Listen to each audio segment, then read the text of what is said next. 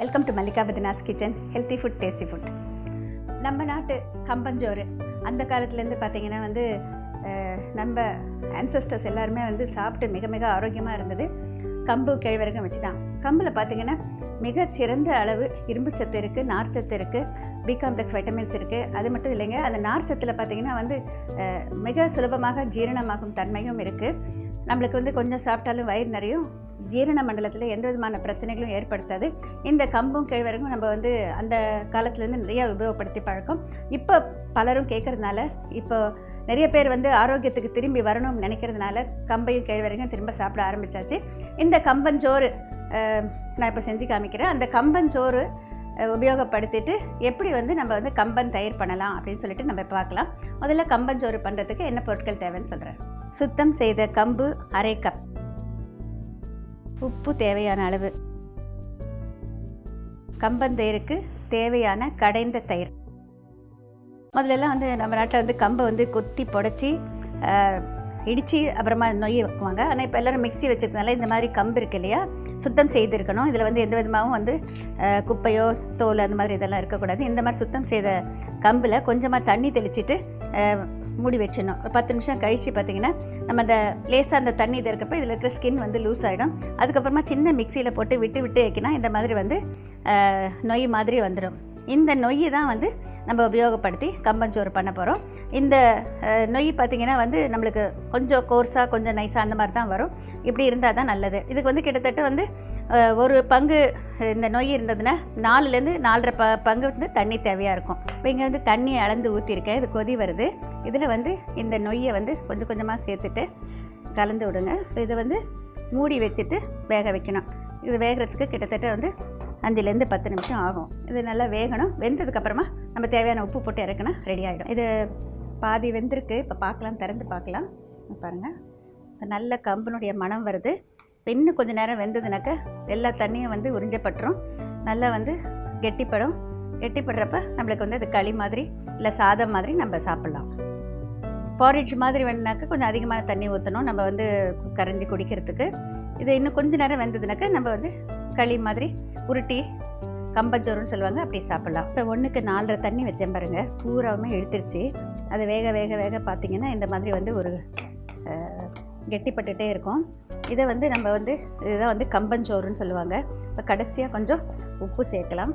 இதை சூடாக இருக்கிறப்ப கையில் உருட்ட முடியாது, ஒரு கரண்டியால் தான் உருட்டி வைப்பாங்க.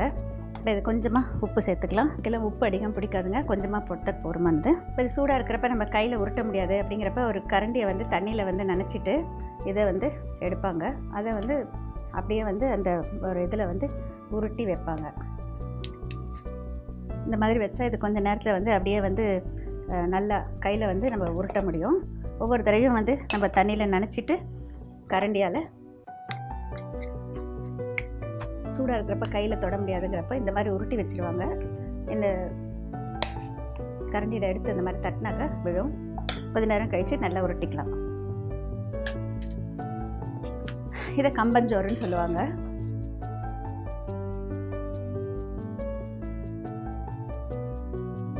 இந்த மாதிரி கம்பஞ்சோறு செஞ்சு வச்சுட்டு நம்ம நல்ல குழம்பு, முருங்கைக்காய் கத்திரிக்காய் போட்டு அரைச்சி வச்ச குழம்பு, இல்லைன்னா நெல்லிக்காய் துவையல், இன்னும் ஒருத்தர் முருங்கைக்கீரை போட்டு சாம்பார் பண்ணுவாங்க, கீரை சாம்பார் பண்ணுவாங்க. எதுனா இருந்தாலும் தொட்டுட்டு சாப்பிட்டா உங்களுக்கு ஒரு கம்ப்ளீட் ஃபுட் ஆகிடும்.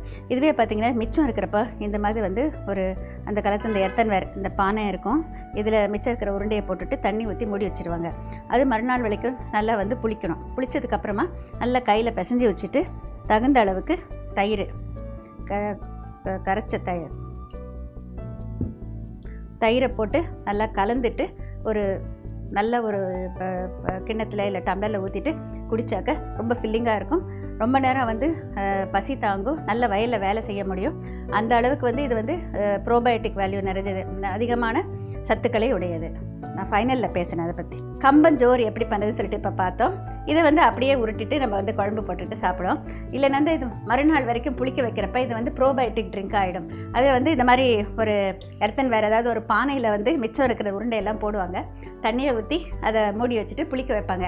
ஒரு சிலர் ஒரு நாள் இல்லை 2 நாள் கூட புளிக்க வைப்பாங்க. அந்த மாதிரி புளிக்கிறப்ப அது இன்னும் கொஞ்சம் அதிலோட நல்ல பாக்டீரியாக்கள் வந்து அதிகரிக்கும். அதை வந்து புளிக்க புளிக்க வந்து இன்னும் கொஞ்சம் நல்லா இருக்கும். அதோடு வந்து தயிரோ இல்லைன்னா மோர், கடைஞ்ச மோர் சேர்த்துட்டு கலந்துட்டு குடிக்கிறப்போ, ஒரு வெங்காயம், சின்ன வெங்காயம் உரித்து சேர்த்துட்டு இல்லைன்னா பெரிய வெங்காயம் கட் பண்ணி அதோட சேர்த்துட்டு சாப்பிட்றப்போ உங்களுக்கு வந்து இது ஒரு கம்ப்ளீட் ஃபுட் ஆகும். அது மட்டும் இல்லைங்க, ப்ரோபயோட்டிக் வேல்யூ பார்த்திங்கன்னா நல்லதே செய்யும் பாக்டீரியாக்கள் வந்து பல்கி பெருகும் புளிக்க வைக்கிறதுல, அதாவது நொதிக்க வைக்கிறப்போ எல்லாத்துலேயுமே வந்து இதை வந்து புளிக்க வைக்கிறப்போ அந்த மாதிரி அதிகரிக்கும். அதனால் வந்து இது வந்து ஒரு ரொம்ப ஒரு ஹெல்த்தியான ட்ரிங்க். அந்த காலத்தில் இதை சாப்பிட்றப்ப பார்த்திங்கன்னா உங்களுக்கு தேவையான சத்துக்கள் எல்லாமே கிடைக்கும்.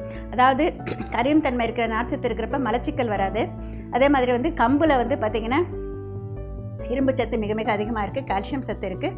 அதை தவிர வந்து பி காம்ப்ளெக்ஸ் வைட்டமின் எல்லாமே கிடைக்கும். அதுவும் புளிக்க வைக்கிறப்ப இன்னும் கொஞ்சம் அதிகமாகும். இதோட வந்து தயிர் சேர்க்குறப்போ அதில் இருக்கிற ப்ரோட்டீன் கிடைக்கும். மற்றபடி carbohydrate, protein, vitamins and minerals எல்லாமே சேர்ந்த ஒரு கம்ப்ளீட் ஃபுட்டுன்னு சொல்லலாம். இதை வந்து நம்ம காய்கறிகள் இல்லைன்னா கூட இதை ஒன்று மட்டுமே நம்ம ஒரு ட்ரிங்க், நல்ல ஒரு பெரிய இது டம்ளர் நிறையா குடிச்சிட்டாக்க 3 மணி நேரம் 4 மணி நேரம் வரைக்கும் நல்லா பசி தாங்கும். அதுக்கப்புறம் நல்லா பயங்கரமாக பசிக்கும், ஏன்னா நல்லா ஜீரணம் ஆகிடும். அந்த காலத்தில் வந்து வயலில் வேலை பண்ணுறப்பெல்லாம் இந்த மாதிரி விஷயங்கள் தான் வந்து நிறைய பண்ணிகிட்டு இருந்தாங்க. கம்பும் கேழ்வரகும் இல்லாத இதே கிடையாது. அரிசி சோறு வரத்துக்கு முன்னால் நம்ம நாட்டினுடைய ஒரு ஸ்டேப்பிள் ஃபுட்டு. இதை வந்து நம்ம மறக்கக்கூடாது, இன்னும் ஃப்யூச்சர் ஜென்ரேஷனுக்கு எடுத்துகிட்டு போகணும். Bajra rice, we have to soak the bajra rice, just add little water, soak it for 10 minutes, strain the water if there is any, and then pound it in a small mixie by leaving intervals to a coarse powder. For 1 cup of powder we need around 4 to 4.5 cups of water. Have to heat water in a vessel. Previously we used to have an earthenware pot. In that only they boil that earthenware pot. You have to boil the water, sprinkle the rawa, and then keep mixing. Close with the lid and reduce the flame. Once or twice in between you have to stir it until it gets cooked. It absorbs complete moisture. Allow to cool and make it into small balls and keep it. This is called as like how we cook rice. This is called as bajra rice.